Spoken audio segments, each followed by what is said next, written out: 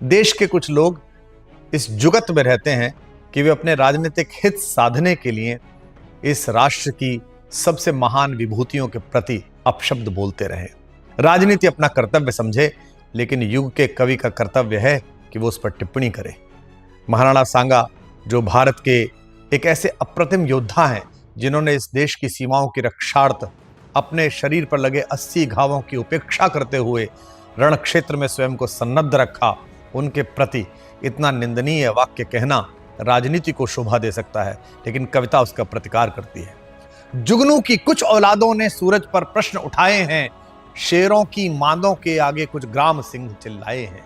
मेवाड़ वंश कुल कीर्ति कोश जिनके होने से दीपित है, उन राणा सांगा के घावों पर कुछ भुनगे मंडराए हैं। उनसे कह दो अब देश शौर्य की मुट्ठी खूब तानता है, उनसे कह दो यह देश महाराणा की ज्योति जानता है, इतिहास तुम्हारी सरकारों का बंधक नहीं रहेगा अब।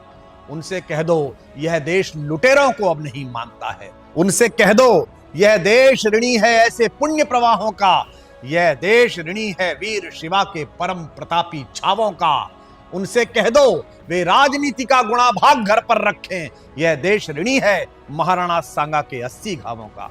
महाराणा सांगा जैसे परम प्रतापी शूरवीर, जो महाराणा कुंभा के पौत्र और महाराणा प्रताप नामक सूर्य के दादा थे, मैं उस पूरे वंश की प्रतिभा को और भारत की अस्मिता के लिए रक्षार्थ प्रत्येक महापुरुष को नमन करता हूं। मेरा आपका कर्तव्य है कि घर के पूर्वज की ओर अगर कोई उंगली उठाए तो हम उसे जवाब दें। जय हिंद।